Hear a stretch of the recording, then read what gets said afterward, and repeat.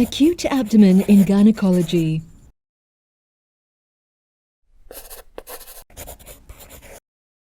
Acute abdominal pain is a common presenting complaint in women. It is called acute when it is sudden in onset, and the diagnosis can be grouped into broad systems including gynecologic, urologic, vascular and musculoskeletal, and gastrointestinal causes. We will focus on the gynecological causes of acute abdomen pain in this video. When evaluating cases of acute abdominal pain, we should start with a thorough history and physical examination of the woman. Abdominal pain can originate from either visceral or somatic sources or both. Visceral pain originates from the receptors located on serosal surfaces, in the mesentery, or within the walls of hollow viscera such as the vagina or the uterus. Examples of visceral sources of pain include distension or stretching of an organ capsule, inflammation, ischemia, hemorrhage, or neoplasm. Visceral pain is characterized by a deep, dull, vague sensation and is accompanied by feelings of general discomfort and autonomic signs such as pallor, sweating, and nausea. Somatic pain can originate from the abdominal and pelvic muscles, fascia, parietal peritoneum, subcutaneous tissue, and the skeletal system. This pain, unlike visceral pain, is steady and aching in character. Actions that place tension on the peritoneum, such as palpation or movement, would increase the pain. Therefore, most patients with peritonitis would lie quietly in bed and avoid any movement. Somatic pain in comparison with visceral pain is well localized with involuntary guarding and rebound tenderness. The main causes of somatic pain include leakage of purulent matter into the peritoneal cavity, intraperitoneal bleeding, necrosis of an intra-abdominal structure, or inflammation due to an infection. When a woman presents with abdominal pain, it is important to consider the different obstetrics and gynecological diagnoses. Start by taking a thorough gynecological and obstetrical history. When was her last menstrual period? What is her sexual history? A thorough pain history addressing the following should also be taken. Location. Where is the site of pain and where does it radiate? Does the location of the pain change? Onset and duration. How long has the pain been and how did it originate? Was its onset sudden or gradual? Character. What is the pain like? Is it dull, sharp, colicky, waxing, waning? Is the pain related to the menstrual cycles? Are there factors that aggravate or alleviate the pain? History of pain. Did the patient have any prior history of pain? Systems review. Identify the symptoms that can help narrow the differential diagnosis. For example, a purulent vaginal discharge suggests the presence of a sexually transmitted disease, whereas cramping and vaginal bleeding are commonly seen with ectopic pregnancy or a threatened miscarriage in a woman who has missed her period and pregnant. Take a complete history by asking for her past medical and surgical history, including family and social histories, as this can contribute in the workup on the causes of the woman's abdominal pain. On general inspection, one should note for the following. 1. How is the patient feeling generally? Is she comfortable or doubled up in pain? Is she feeling breathless or unwell? 2. Check vital signs. Any marked hypotension, tachycardia or pallor? A focused history and directed physical examination should be performed concurrently to facilitate emergency management and triaging of unstable patients. A fever may suggest that the etiology of the pain is an infection, but a low-grade fever observed with necrosis may be associated with adnexal torsion. Abdominal examination. The objective of this examination is to ascertain for any distension, masses, erythema, ecchymosis, scars or hernias. Palpate the abdomen to check for signs of peritonism, areas of guarding or tenderness, masses or organomegaly. The flank, inguinal area and lower back should also be examined for ecchymosis, tenderness and lymphadenopathy. Auscultation is performed to evaluate the presence and characteristics of bowel sounds. Absent or decreased bowel sound suggests ileus, and increased bowel sounds may suggest gastroenteritis. If your patient is anxious, a stethoscope can be used for gentle palpation for more reproducible findings.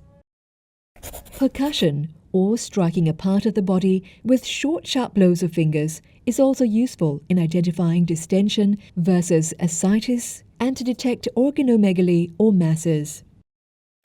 Pelvic examination is only performed for women who are non-virgins. When performing the pelvic examination, a speculum is inserted to evaluate the vagina for any abnormal discharge and to check the cervix for any abnormal bleeding, polyps, masses, or evidence of infection. Endocervical swabs for chlamydia and gonorrhea testing are obtained during the pelvic examination if acute pelvic inflammatory disease is suspected. After the speculum is removed, a bimanual examination is performed. Palpate the introital and pelvic floor muscles for any abnormal tenderness or trigger points. Check for the size and symmetry of the uterus for any masses and correlate to pregnancy test. Assess the cervix and uterus for tenderness to palpation and movement. Significant cervical or uterine motion tenderness may imply the presence of a pelvic inflammation. Cervical motion tenderness is a sensitive sign of pelvic inflammatory disease, but not as specific. Cervical motion tenderness also occurs in about half of women with ectopic pregnancy and about a quarter of those with acute appendicitis. Evaluate the adnexae for tenderness or masses. Ovarian tumors or cysts and ectopic pregnancies are generally not painful unless there's bleeding, ruptures or torsions. A fixed painful adnexal mass is suggestive of an endometrioma or tubo-ovarian abscess. Perform a rectovaginal examination to assess the pouch of Douglas for masses or tenderness. Investigations. When investigating the causes of pain, all women of reproductive age, regardless of reported sexual history or contraception, must have a pregnancy test. A positive pregnancy test, however, does not exclude a non-gynecological cause of abdominal pain. Other tests that may be useful when evaluating gynecological pathologies include full blood count with differential white blood cell count. An elevated white blood cell count may be due to an infection, inflammation, or possible necrosis related to adnexal torsion. Urinalysis with culture if urinalysis shows hematuria, presence of blood in the urine, and or pyuria, presence of white blood cells. Nucleic acid amplification tests for chlamydia and gonococcus. Imaging. Ultrasound examination is the first-line imaging modality in the evaluation of pelvic pain in women. The ultrasound assessment allows the identification of gynecological pathologies such as ovarian cyst tumors and risks of torsion, uterine leiomyomas, pelvic abscess. In cases where the abdominal pain is in a pregnant woman, it is important to locate and identify if she has an intrauterine or ectopic pregnancy. CT scans of the abdomen and pelvis and/or MRIs can be used for further evaluation in cases of diagnostic uncertainties. For pregnant women, imaging modalities that do not use ionizing radiation like ultrasound and MRI are preferred. Laparoscopy is an invasive test, but it is valuable in the potentially life-threatening or organ-threatening disorders.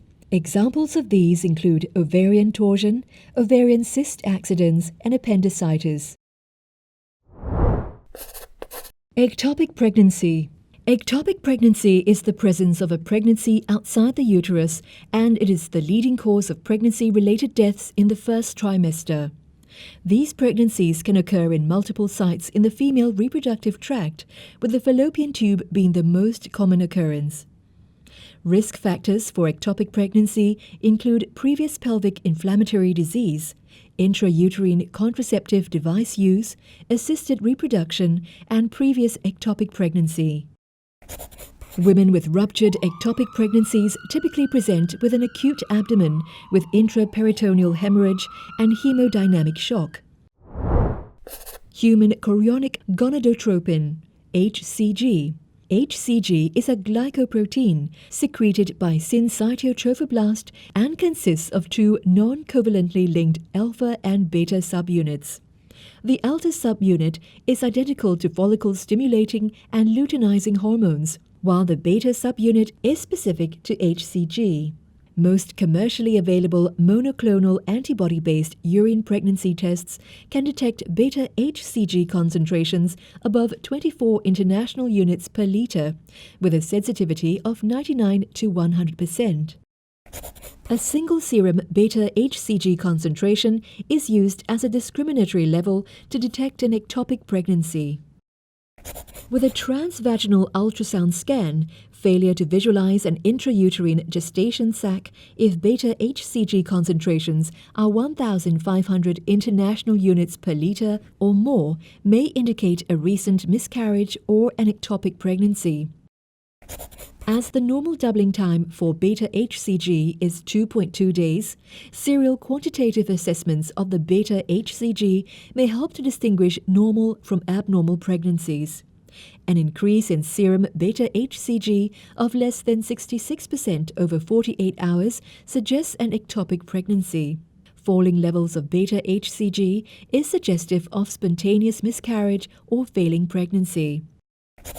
In a normal intrauterine pregnancy, a concomitant ectopic pregnancy is rare, about 1 in 30,000 cases, and is also known as a heterotopic pregnancy.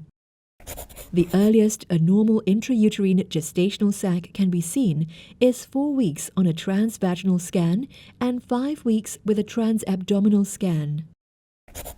The following features on the ultrasound scan may indicate an ectopic pregnancy: an empty uterus and an adnexal mass, varying amount of fluid in the pouch of Douglas, presence of an ectopic gestational sac, a pseudo-gestational sac in the uterus. Ectopic pregnancies can be managed medically or surgically based on the presentation, size, and location of the pregnancy. Surgical treatment for a tubal ectopic pregnancy can be performed via laparoscopy or laparotomy. The approach is determined based on the following factors. 1. What is the hemodynamic status of the woman? And 2. What is the size and location of the ectopic gestation? Laparotomy approach can still be attempted if the woman is hemodynamically stable and a skilled surgeon is available to perform the procedure in the event of extensive abdominal and pelvic adhesions or a cornual ectopic pregnancy.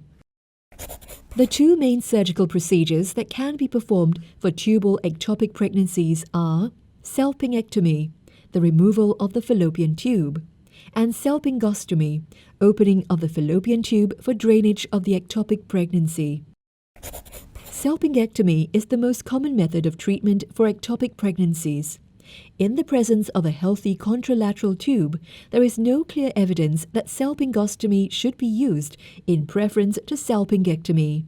Salpingectomy can be performed via laparotomy or laparoscopy and is indicated for women with ruptured tubal pregnancy, recurrent ectopic pregnancy in a tube already treated conservatively, previous sterilization and reversal of sterilization on the same tube, or previous tubal surgery for infertility. Salpingostomy, on the other hand, is the primary choice for tubal ectopic pregnancy in the presence of diseased contralateral tubes and where the patient wishes to retain her potential for future fertility. Medical treatment is used if the ectopic pregnancy is detected early with the desire to retain fertility and minimize surgical morbidity. Methotrexate is a potent folic acid antagonist and is most frequently used in medical treatment of ectopic pregnancy. The drug is administered intramuscularly. Up to 90% of the drug is secreted unchanged into the urine within 48 hours. Therefore, impaired renal function may result in prolonged exposure to methotrexate and its metabolic products. Proper selection of patients is paramount for a safe and successful medical treatment. To qualify for medical treatment, the patient should fulfill the following criteria. Initial pre-treatment plasma beta-HCG not exceeding 5,000 international units per liter. Ultrasound findings of adnexal mass smaller than 3.5 centimeters, absent yolk sac or fetal heart, and no free fluid in the pouch of Douglas. The patient should have a good understanding and compliance for subsequent follow-up visits for symptoms check and serum beta-HCG monitoring. And most importantly, the patient should be hemodynamically stable. Note that there are no contraindications to methotrexate such as breastfeeding, immunodeficiency, peptic ulcer disease, etc. In women who underwent medical treatment, there is a recurrent ectopic pregnancy rate of 10 to 15%. Adnexal masses, such as ovarian or tubal cysts, may also cause acute onset of pain should there be a rupture, torsion, or hemorrhage. Torsion usually results in an acute, sharp, constant pain caused by ischemia of the adnexal lesion. If treatment is delayed, the tissue may eventually be infarcted and die. Bleeding may also occur into the cyst and cause pain as the capsule becomes distended. Intraperitoneal bleeding may result from a rupture of the cyst, most commonly from a ruptured, bleeding corpus luteum. The classic presentation of ovarian torsion is the acute onset of moderate to severe pelvic pain, often with nausea or vomiting, in a woman with an adnexal mass. A low-grade fever may indicate adnexal necrosis, particularly in the setting of leukocytosis. Women who present with acute abdomen and a working diagnosis of an acute cyst accident should have a urine pregnancy test and a full blood count, blood group and cross-match if she is hemodynamically unstable. Imaging. During ultrasound assessment of the pelvic organs, it is vital to take note of the location, dimensions, nature of contents and vascularity of the adnexal mass. Some sonographic features may suggest malignancy, such as multiloculated mass, evidence of solid areas, evidence of mastostasis, presence of ascites and bilateral lesions. CT scans do not have a significant advantage over ultrasound when it comes to adnexal cyst assessments, but can be useful in the presence of obvious extrapelvic disease to assess tumor bulk before cancer treatment. MRI is better than CT scan in terms of assessing the characteristics of the adnexal cyst, but has very little benefit over a transvaginal ultrasound when it is done appropriately by a skilled personnel. Surgical management of acute cyst accidents. Laparoscopy takes on both diagnostic and therapeutic roles in this case. It is used in the following cases: no sonographic evidence suggestive of malignancy, favorable pelvis with no or minimal adhesions, no ascites or peritoneal nodules, cosmesis and rapid recovery. Surgical intervention. For adnexal torsion, untwist the adnexa followed by ovarian cystectomy. Ovarian reserve may be affected. For symptomatic bleeding or ruptured adnexal cysts, hemostasis and or cystectomy is done. Ovariopexy, elevating and fixing the ovary to the pelvic side walls, can be considered, especially in young females who have ovarian torsion with normal ovaries, so that future recurrence are prevented. Do note that surgeons should aim to remove the cyst intact with limited trauma to the residual ovarian tissue for women of reproductive age. A complete excision is preferred over aspiration and ablation, while thermal ablation results in an incomplete destruction of the cyst wall, increasing the risk of recurrence. The underlying ovarian cortex may also be damaged by heat with the use of electrocautery on ovarian tissue. Need for surgical removal of ovary or adnexa. When surgery is indicated for benign ovarian disease, cystectomy or enucleation of a solid tumor in the ovary is generally preferred over a complete oophorectomy. Oophorectomy is performed where the ovary cannot be salvaged or insufficient viable tissue remains after attempts at conservation or if the woman is near menopause. In cases with adnexal torsion, necrotic or non-viable appearance after detorsion, ischemic adnexa may require adnexectomy. It is worth noting that a surgeon's intraoperative assessment may not be ideal, and untwisting of the adnexa, which initially appears necrotic, may still allow revival of the ovary and ovarian function to return. In summary, for patients with acute abdomen, 1. The history and physical examination should be thorough and tailored to the woman's clinical presentation. 2. A pregnancy test must be obtained in all women of reproductive age. Other laboratory testing and imaging studies should be performed based on history and clinical findings. 3. Women in shock or with peritoneal signs may require immediate assessment by a specialist for emergency surgical intervention. Thank you for watching this video. This video is presented by Yongloo Lin School of Medicine's Department of Obstetrics and Gynaecology. For more videos like this, head on to the National University of Singapore's website.